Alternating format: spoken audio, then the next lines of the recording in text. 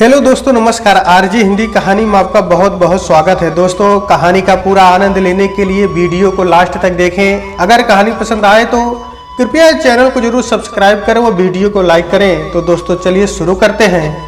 अपने बदले हुए हालात देखकर रीमा की बार बार रुलाई फूट पड़ रही थी। देखते ही देखते क्या से क्या हो गया था। मायके में उसकी खिलखिलाती हंसी, ओह चुलबुलापन, ओह अल्हड़पन, ओह चहचहाना और ओह बचपना, सब कुछ एक ही झटके में वक्त अपने साथ ऐसे ले गया जैसे कोई बाउंडर आकर पलक झपकते ही सब कुछ अपने में समेट ले गया हो। उसकी रुलाई उमड़ घुमड़ कर अंदर ही अंदर उसको घुटन दे रही थी, पर मजबूरी ऐसी थी कि मेहमानों की इतनी भीड़ के बीच वो आंसू भी तो नहीं बहा सकती थी। क्या क्या सपने उसने संजोए थे और क्या क्या सपने दिखाए थे उसकी सहेलियों ने, उसके घर वालों ने और मिलने वालों ने। जिसे देखो वो यही कहता था, तेरे तो ऐश हो गए रीमा, अरे मांग कर लड़की ले जा रहे हैं, राज करेगी राज अपने घर में। नानी की यह आवाज उसके कानों में अभी तक गूंज रही थी। विदा के बाद जब वो ससुराल पहुंची तो वहां की रस्में वगैरह निपटते निपटते रात का 1 बज गया। थकी हारी रीमा इसी प्रतीक्षा में थी कि कोई आकर उसे कहेगा कि जाकर सो जा। थोड़ी देर बाद उसकी सास आई और बोली, जा सो जा रीमा, रात बहुत हो गई है।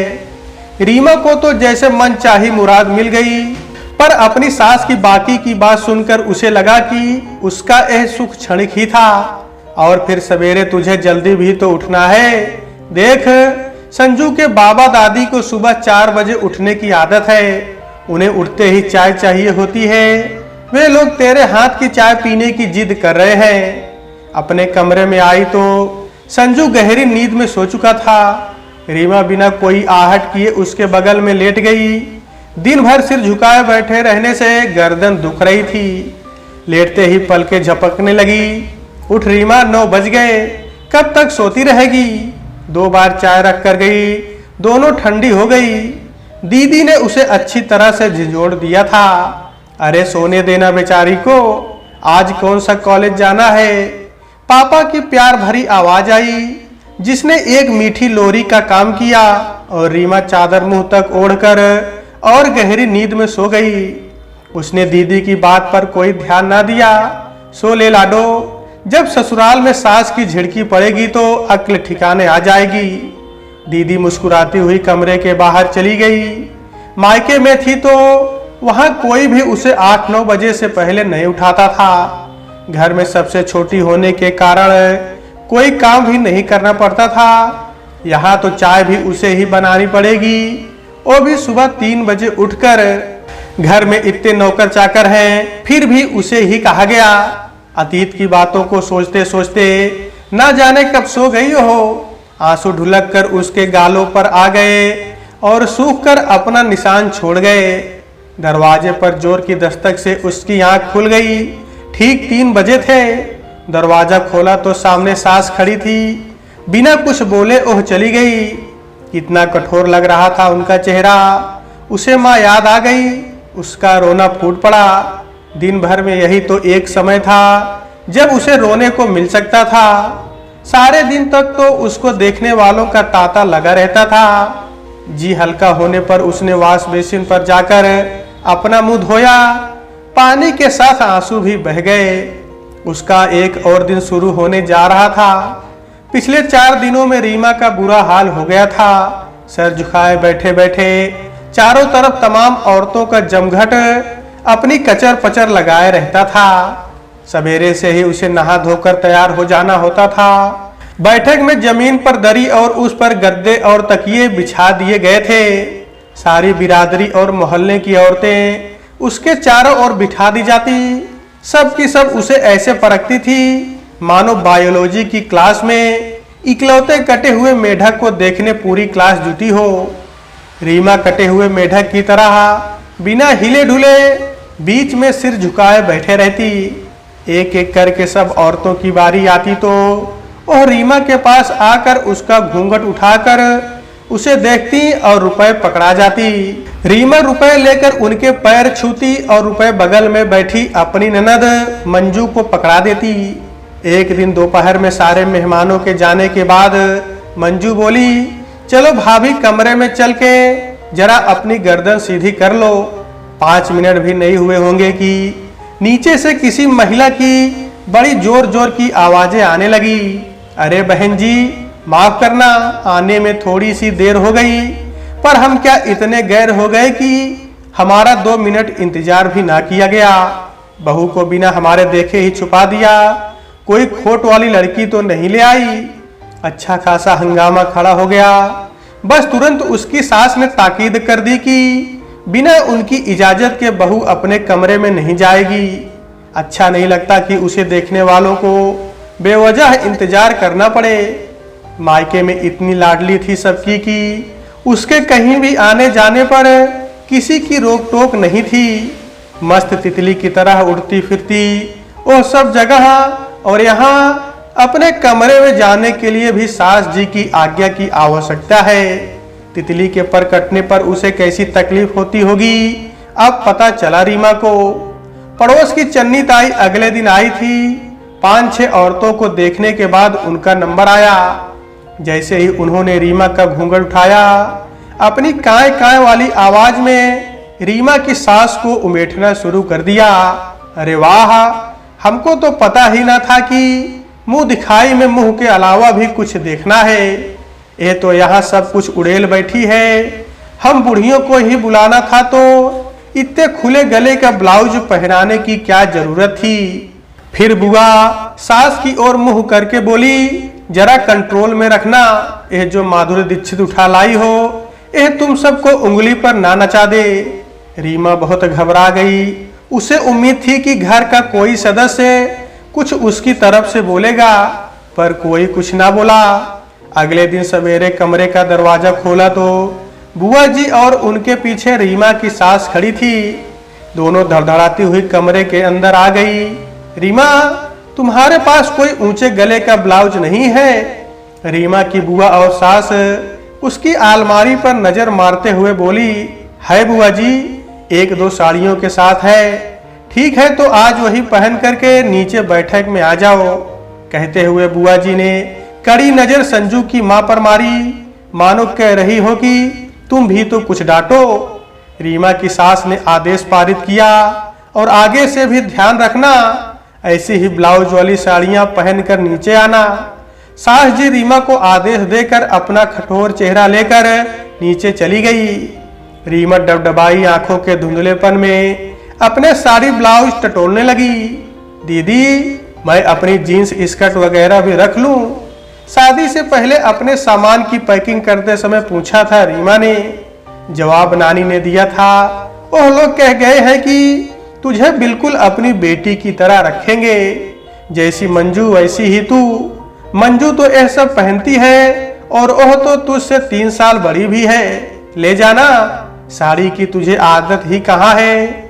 वाकई साड़ी तो उसने एक ही बार पहनी थी, छोटी थी तब, पर उसकी सारी सहेलियों ने तय किया था कि दीदी की शादी में सब साड़ियां ही पहनेंगी। साड़ी पहनकर जब वो बाहर निकली थी तो सबने उसके रूप की भूरी भूर प्रशंसा की थी। उसके पापा उसे देखते ही रह गए थे। नानी से बोले थे, देखो माताजी कितनी बड़ी लग रही है, बिल्कुल अपनी माँ जैसी दिखती है। सबकी आंखों में आंसू आ गए थे। रीमा ने तुरंत जाकर शीशे में स्वयं को निहारा और दीवार पर टंगी हुई माँ की तस्वीर से मिलान किया। पापा सही कह रहे थे, अगर वो साड़ी पहने हुए अपनी फोटो माँ की फोटो के बगल में लगा दे तो दोनों एक सी लगेंगी। अंतर केवल एक ही होगा कि माँ की फोटो पर माला टंगी थी। दीदी की जयमाला के समय जब वह दीदी के साथ चलकर मंच तक आई तो संजू की नजर उस पर ठहर गई। सुना है घर जाकर उसने जिद पकड़ ली कि वो शादी करेगा तो रीमा से ही। संजू के माँ बाप रीमा के घर रिश्ता लेकर आ गए थे। रीमा के पापा ने उन्हें समझाने की कोशिश की, हमारे अहोभाग्य जो आप लोग हमारे घर तक आए, पर लड़की तो अभी 11वीं में ही पढ़ रही है, अभी बहुत छोटी है। रीमा की सास ने उनकी बात काटी, हमारे बेटे ने आज तक जिस खिलौने पर भी हाथ रख दिया वो घर में आ गया। फिर यह तो बहुत ही नायाब चीज है, उसकी जीवन संगिनी है और हमारे घर की लक्ष्मी है। जब उसने पसंद कर ली है तो लड़की तो हमारी हुई, हम थोड़ी प्रतीक्षा कर लेंगे। पापा ने फिर जिद करी, देखिए अभी अभी बड़ी की शादी करके निपटा हूँ, इसके बारे में तो सोचा ही नहीं है। एक तो सबसे छोटी और फिर बिन माँ की बच्ची, इस बेचारी को तो कुछ भी नहीं आता, ना घर संभालना ना खाना पकाना। यह बेचारी तो ठीक से साड़ी भी नहीं बांध पाती है, उसकी आप चिंता ना करिए। संजू की मम्मी ने बीच में ही टोका, भगवान की दया से घर संभालने और खाना वगैरह बनाने के लिए नौकर चाकर हैं हमारे घर में, इसको तो रसोई में कदम भी रखने की जरूरत नहीं पड़ेगी। रही साड़ी वगैरह की बात, तो जैसे हमारी मंजू वैसे ही ये है। आजकल की लड़कियां तो जीन्स और सूट में घूमती हैं, मंजू के जाने के बाद यही तो उसकी कमी पूरी करेगी। पापा ने कितना समझाया था पर उनकी एक ना चली, वह लोग रोक लगाकर चले गए। जाते जाते रीमा की सास दोबारा कह गई थी, भाई साहब चिंता मत करिए, रीमा बिल्कुल मंजू की तरह रहेगी। ये सब ढकोसला था क्या? रीमा को तो खुले गले का ब्लाउज भी मना कर दिया गया, फिर वह जीन्स या स्कर्ट के तो खौफ भूल ही जाए। रीमा ने डडबाई आंखों से नीली जरी की साड़ी और ऊंचे गले का ब्लाउज निकालकर पहना और नीचे पहुंच गई। फिर वही बायोलॉजी का मेढक और पूरी की पूरी क्लास। उस दिन फर्क इतना था कि क्लास में चेहरे कुछ नए थे। वह कटे मेढक की तरह निर्जीव सी बैठी रही और मशीन की तरह पैर छू छू कर रुपए मंजू को पकड़ाती रही। उसके अंदर ही अंदर उलाई के बादल उमड़ घुमड़ कर रहे थे। क्या सुहाने दिन थे मायके के, और अब क्या हो गया। उसका जी चाह रहा था कि सब लोग थोड़ी देर के लिए विलीन हो जाएं, उसे अकेला छोड़ दें, जिससे वह जी भर के रो ले, जैसे वह बचपन में माँ की गोद में छुप कर रोती थी। एक बार माँ की गोद में छुप गई तो मानो सारी दुनिया विलीन हो गई और वह अकेली हो गई। घूंघट के अंदर ही उसकी रुलाई निकल पड़ी। इससे पहले कि अगली औरत मुंह दिखाई के लिए आ पाती, रीमा ने जल्दी से रुमाल घूंघट के अंदर ले जाकर आंसू पोंछने शुरू कर दिए। पास ही बैठी मंजू ने पूछा, तबीयत तो ठीक है ना भाभी? रीमा ने बहाना बना दिया, थोड़ा दर्द हो रहा है सर में। रीमा की सास को बताया गया तो तुरंत आदेश हो गया कि मंजू रीमा को उसके कमरे में ले जाए। कमरे में पहुंचकर रीमा को बड़ी राहत मिली। मंजू ने उसका घूंघट हटाकर उसे लेटा दिया और उसके सिरहाने बैठकर उसका सिर दबाने लगी। रहने दो दीदी, अभी ठीक हो जाएगा। दोनों बातें करने लगी। धीरे धीरे रीमा का ध्यान बटा तो उसका जी हल्का हो गया। दोनों की बातों का दायरा बढ़ा। अपने अपने कॉलेज की बातें, सहेलियों के किस्से, फिल्मों की बातें, ना जाने क्या क्या बातें होने लगी। वक्त का पता ही ना चला। ना ही रीमा को यह ध्यान रहा कि वह अपनी ससुराल में है। अचानक बात करते करते मंजू ने चन्नी ताई की बोलने के स्टाइल की नकल उतारी। रीमा का तो हंस हंस के बुरा हाल हो गया। उसके ठहाके उसके कमरे से होते हुए शायद नीचे तक पहुंच गए।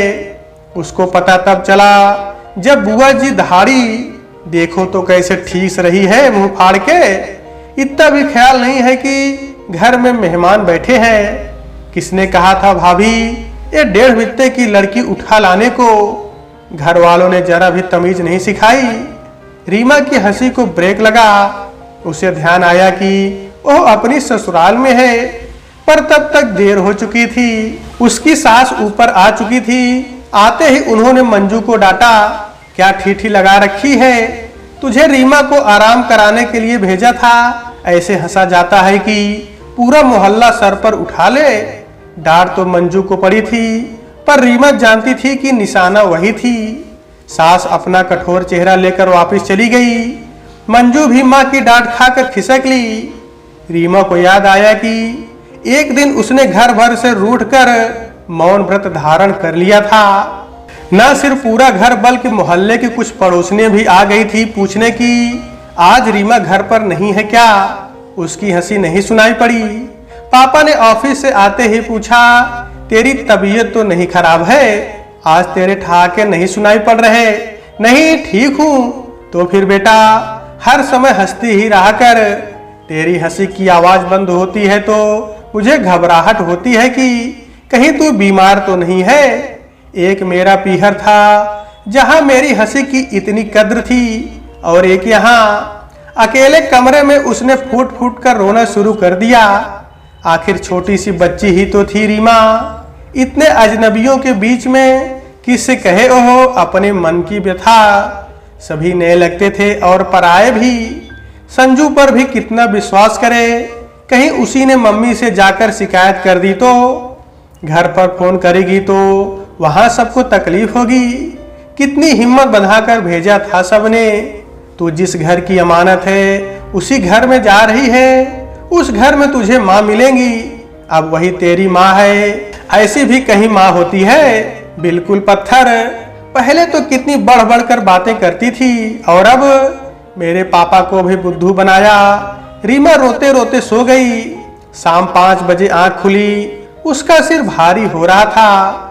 ससुराल, शादी, पति, सासू माँ, नया घर, कुछ भी अच्छा नहीं लग रहा था उसे अपनी सहेलियां, अपनी आजादी आदि याद आने लगे। ऐसी तबीयत अगर उसके घर में हुई होती तो उसे पूरा मोहल्ला सिर पर उठा लिया होता और पूरा मोहल्ला ही उसकी तीमारदारी में लग गया होता। उसका मन हो रहा था कि बस किसी तरह उड़कर अपने घर पहुंच जाए, पर अभी तो उसे अपने घर जाने में 1 हफ्ता बाकी था। और फिर अगर वह चली भी गई तो कितने दिन रह लेगी वहां? हमेशा के लिए तो नहीं। कितनी अजीब बात है लड़कियों के लिए। अपने घर में वह उम्र भर पराए घर की अमानत रहती है, और जिस घर की अमानत है वहां पराई जैसी लगती है। दरवाजे पर खटका सुनकर वह पलटी तो देखा सास खड़ी थी। कैसी तबीयत है? ठीक हूँ। नपे तुले सवाल का नपा तुला जवाब दिया रीमा ने। एक तो नई बहू और फिर छोटी उम्र की होने के कारण वह डरती थी कि कहीं मुंह से कोई गलत बात ना निकल जाए। सास ने उसका चेहरा देखा तो चौंक गई। अरे तेरी आंखें तो सूजी हुई है, तू रोई थी बेटा। ससुराल में अपने लिए पहली बार बेटा शब्द सुनकर रीमा की थोड़ी हिम्मत बंधी। बहुत रोकते हुए भी उसका 4 दिन का दबा हुआ उबाल उसके होठों पर आ गया। अपनी रुलाई को रोकते हुए उसने रूंधे गले से कहा, माँ एक बात पूछूं? पूछ। पैदा होने के बाद से ही लड़कियों को कहा जाता है कि वह पराया धन है, पराई अमानत है। उन्हें पराये घर जाना है जो उनका असली घर है। और जब मैं इस घर में आई, जिस घर की मैं अमानत कही जाती रही, तो मुझे अपनाए जाने में सबको बड़ी कठिनाई हो रही है। मैं अपने मायके में सारी जिंदगी पराई अमानत रही और अब यहाँ भी पराई हूँ। कौन सा है मेरा असली घर? रीमा की सास उसे थोड़ी देर घूरती रही, कुछ बोली नहीं। शायद माँ के पास भी इस सवाल का कोई जवाब नहीं है, या मैंने ही कुछ गलत पूछ लिया। रीमा ने घबरा कर सोचा। रीमा की सास बिना कुछ बोले उसकी अलमारी से कपड़े निकालने लगी। मैंने अलमारी से तेरे कपड़े निकाल दिए हैं, यही पहनकर नीचे आ जाना। उसकी सास इतना आदेश देकर कमरे से बाहर निकल गई। इसके अलावा कुछ ना बोली। उनका चेहरा और कठोर हो गया था। सीढ़ी सीधा ड्राइंग रूम में उतरता था। रीमा ने जैसे ही नीचे जाने के लिए सीढ़ी पर कदम रखा, सारे मेहमानों की नजर उस पर पड़ी और सबकी सांस ऊपर की ऊपर ही रह गई। रीमा सफेद जीन्स और काली टी-शर्ट पहने हुए नीचे उतर रही थी। खुले बालों में वो एकदम बच्ची लग रही थी। सबसे पहले बुआ जी ने दहाड़ने की कोशिश की। अरे भाभी देखो तो अपनी लाडो। इससे पहले कि बुआ जी अपना वाक्य पूरा कर पाती, रीमा की सास की आवाज गूंजी, एक कपड़े मैंने ही उसे निकाल कर दिए हैं, देखो तो कितनी प्यारी लग रही है। बुआ जी कहाँ मानने वाली थी, पूरा गुबार निकालने पर उतारू थी। क्या गजब कर रही हो भाभी, इतने मेहमानों के सामने कुछ तो ख्याल कर लिया होता घर की इज्जत का। नई बहू इन कपड़ों में और वो भी खुले बालों में। रीमा की सास ने हाथ से उनको चुप रहने का इशारा किया और सिंगनी की तरह दहाड़ी। कर लिया बहुत ख्याल मैंने इस घर की इज्जत का। जिसने जैसा कहा मैं उससे वैसा ही कराती रही। उसका आना जाना, हंसना बोलना पहनना सब पर अंकुश लगा दिया था आप लोगों ने। जैसा आप सब ने आदेश किया उस बेचारी ने माना बिना चूक किए। 4 दिन मैं आप लोगों का ख्याल करके मन महसूस कर रही, पलट कर कुछ भी नहीं कहा। आप लोगों ने बहू बनाकर रखा उसे, पर मैं अपने लिए बेटी लाई थी घर में, बहू नहीं। अगर आप सबके बहू के अरमान इतने ही थपेड़े मार रहे हैं तो मैं अभी जिंदा हूँ। आप लोग अपने अरमान मुझ पर निकाल सकते हैं या अपने अपने घर में अपनी बहुओं पर निकाल लें। मैं हूँ आपकी बहू, ये नहीं, इस पर मेरा अधिकार है और इस पर मैं अपने बरसों के सारे अरमान निकालूंगी। जैसा चाहूंगी वैसा रखूंगी और मैं सबके सामने ऐलान करती हूँ कि यह मंजू की जगह आई है और मंजू की तरह ही रहेगी, बहू की तरह नहीं। जैसे मंजू हमारे घर के लिए पराये घर की अमानत है, रीमा इस घर की अमानत थी और अब अपने घर में आ गई है। पूरी बात एक सांस में कह गई थी। ऐसा लग रहा था जैसे कब का सुगबुगाता ज्वालामुखी फटकर आग उगलने लगा हो। रीमा ने देखा उसकी सास लाल तमतमाया चेहरा लिए बुरी तरह हाँफ रही थी। सब घर वाले सहम गए थे, किसी के मुंह से बोल नहीं फूट रहे थे, पर रीमा का तो खुशी का ठिकाना ना था।